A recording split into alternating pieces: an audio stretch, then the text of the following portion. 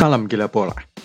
Sudah hampir 1 tahun Jose Mourinho menangani AS Roma, sudah saatnya kita melihat bagaimana performa The Special One. Sebelum kita membahas prospek Mourinho membawa Giallorossi lolos ke Liga Champions, tolong klik dulu tombol subscribe agar kami bertambah semangat.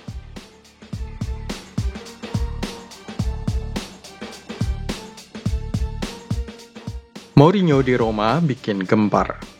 Jose Mourinho sudah sering disebut-sebut sebagai salah satu manajer paling hebat sepanjang masa.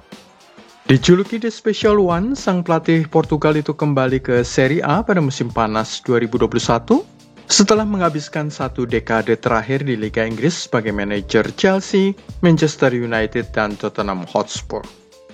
Keputusan Mourinho untuk bergabung dengan Roma menciptakan kegemparan di ibu kota Italia itu sebagian karena kenangan akan treble bersejarah yang dia raih saat terakhir kali bekerja di Serie A untuk Inter Milan antara 2008 dan 2010. Itu merupakan satu-satunya treble atau 3 gelar dalam sejarah sepak bola Italia. Tidak mengherankan jika pendukung Giallorossi punya harapan besar dengan kedatangan Mourinho, berharap bisa mendatangkan kembali trofi ke Stadio Olimpico. Jose sendiri tampak sangat bersemangat menunjukkan kepada tuan rumah betapa bahagianya dia bisa kembali bekerja di sebuah klub Italia. Dia seringkali terlihat dengan bendera Roma tersampir di mobilnya, juga menghiasi skuter Vespanya dengan tempelan stiker Roma dan sering mengendarainya di jalan-jalan ibu kota. Penampilan sederhana ini disukai oleh penduduk lokal dan pers setempat sering memuat artikel tentang kembalinya Mourinho ke sepak bola Serie A. 6 kemenangan mengawali musim pertama Mourinho. Kebahagiaan pendukung Roma menjadi kenyataan saat Jose Mourinho membawa Giallorossi memenangkan 6 laga pertamanya di semua kompetisi. 4 kemenangan di ajang Liga Italia dan 2 lainnya di ajang playoff Liga Konferensi Eropa melawan klub Turki Trabzonspor. Setelah itu kesulitan mulai muncul pada bulan September, Oktober, November 2021 ketika 5 kekalahan mewarnai pertandingan La Lupa di ajang Serie A, termasuk kekalahan lawan rival satu kota Lazio dengan skor 3-2, kekalahan di Juventus 1-0 dan saat menjamu AC Milan 1-2. Penderitaan La Magica bertambah setelah kalah 0-3 melawan Inter, menderita kekalahan kedua melawan Milan dan Juventus 3-1 dan 3-4 masing-masing. Kekalahan-kekalahan ini menimbulkan keraguan apakah Mourinho figur yang tepat untuk menangani pasukan Roma dengan hampir tidak ada pemain bintang di dalamnya. 11 laga tidak terkalahkan sejak Januari 2022. Tetapi sejak kekalahan terkininya, skor 3-4 saat menjamu Juventus di Olimpico, Roma tidak terhentikan dan mencatatkan 11 kali pertandingan tidak terkalahkan sejak pertengahan Januari sampai dengan menjelang akhir April 2022. Termasuk di antara hasil-hasil yang mengesankan itu adalah kemenangan 1-0 atas Atalanta yang tampil lebih lemah dibandingkan musim mereka yang biasa. Pembalasan dendam 3-0 atas Lazio serta hasil imbang melawan pasukan Luciano Spalletti Napoli dengan skor 1-1 pada pekan ke-33. Namun di dalam rangkaian ini terdapat 2 hasil mengecewakan, kehilangan 2 poin saat imbang 2-2 di Sassuolo dan juga draw 2-2 melawan Hellas Verona. Perlu diketahui bahwa Verona jugalah yang mengawali kekalahan Roma pada pekan keempat Serie A dengan skor 3-2. Hanya beberapa minggu silam, Roma masih menduduki posisi ke-8 klasemen. Tetapi sejak saat itu mereka telah bangkit kembali guna menargetkan finish 4 besar berkat serangkaian kemenangan yang mengesankan. 11 hasil tanpa kekalahan ini mengingatkan pada penampilan tim pada awal musim 2021-22. Bagaimana peluang lolos Liga Champions?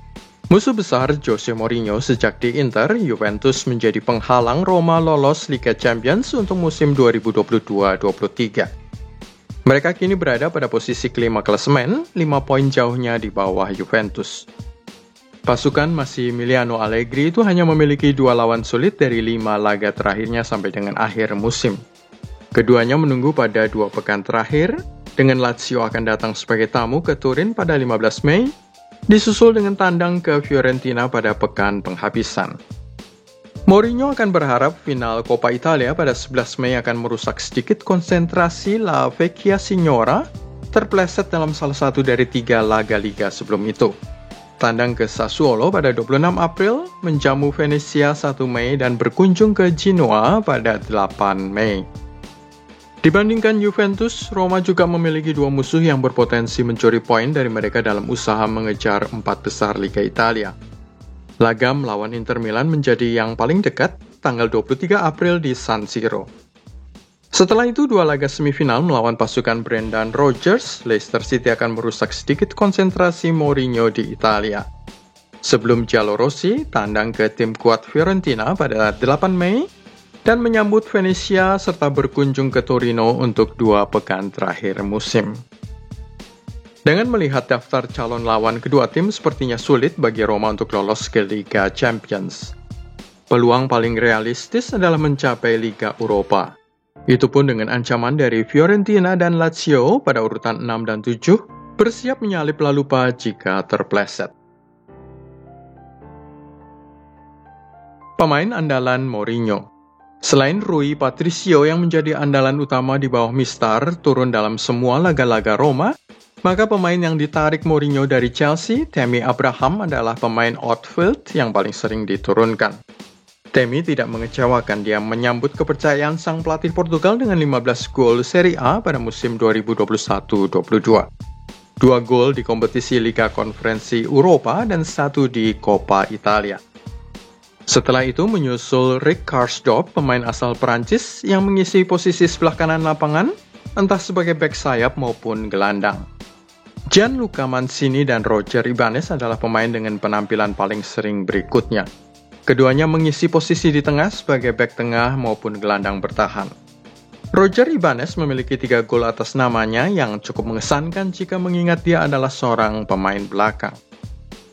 Henrik Mkhitaryan adalah pemain andalan dengan menit terbanyak berikutnya. Sudah ada 4 gol atas namanya dan setelah itu berturut-turut Bryan Cristante dengan 2 gol dan Jordan Veretout dengan 4 gol. Lorenzo Pellegrini terbukti tidak tergantikan dengan koleksi 8 gol. Dalam soal sumbangan assist, Veretout menduduki urutan pertama. Pemain Prancis 29 tahun itu sudah memberi 8 assist. Mkhitaryan dengan 6 assist dan Tammy Abraham 4 assist adalah pemain berharga berikutnya. Setelah itu menyusul Lorenzo Pellegrini dan Eldor Shomurodov masing-masing dengan 4 dan 3 kali assist. Tidak mengherankan jika penampilan Tammy Abraham sudah menarik minat sejumlah raksasa Liga Inggris yang ingin menyeret pulang sang pemain kembali ke tanah kelahirannya. Apa sih kelebihan Tammy Abraham? Dengan 18 gol total di semua kompetisi, tidak berlebihan untuk mengatakan performa Roma pada musim 2021-22 bergantung sepenuhnya pada performa Tammy. Sang pemain memiliki ciri penyerang tengah modern yang sempurna dan serba bisa. Dia bermain sebagai target man karena tinggi badannya 190 cm pada hari-hari pertama karirnya di Swansea City dan Aston Villa. Dia juga bermain sebagai penyerang tengah yang lebih lengkap di Roma dan Chelsea. Memiliki kemampuan mempertahankan bola dan terhubung dengan pemain lainnya, Tammy dianggap sebagai striker yang sangat efisien. Sebagian besar dia diposisikan di antara 2 bek tengah lawan. Tammy bertindak sebagai target man untuk umpan-umpan silang. Meskipun dia sering terjebak offside saat bermain di bahu bek terakhir, itu pasti berkurang karena dia semakin baik saat pemahamannya tentang permainan semakin meningkat. Di bawah Frank Lampard, kita melihat Chelsea membebani sayap guna menarik pemain lawan melebar dan hal ini mengisolasi Tammy di ruang antara para pemain bertahan guna menggunakan kemampuan menyundulnya. Mourinho di Roma hampir mengadaptasi pendekatan serupa. Tetapi di Roma dia beberapa kali memainkan bola ke penyerang bagian dalam Henrik Mkhitaryan, Lorenzo Pellegrini maupun Nicolo Zaniolo. Kemampuan sundulannya yang kuat berarti bahwa dia siap menyambut umpan-umpan silang oleh bek sayap. Singkatnya, dia adalah ancaman bagi bek lawan yang tidak pernah tahu bagaimana dia akan menyerang karena sifatnya yang tidak terduga. Ciri serangan Tammy Abraham. Dia gemar berlari di belakang bek lawan dan suka sekali memberi kesan bahwa dia akan terus berlari secara lurus ke ruang kosong di depan penjaga gawang. Namun pada saat-saat terakhir dia biasanya mengubah arah larinya dan memotong ke dalam di belakang bek yang berlari yang masih memiliki kesan bahwa Tammy berlari lurus karena pandangannya yang tertutup. Pada saat bek lawan sadar, sudah terlambat. Tammy sudah pindah ke posisi lain. Selain bagus dengan gerakannya untuk masuk ke posisi mencetak gol, dia juga tidak keberatan berlari untuk menipu lawan, misalnya dengan berlari melebar guna menyeret 1-2 pemain lawan mengikutinya. Tammy Abraham cukup pintar untuk melakukan hal itu.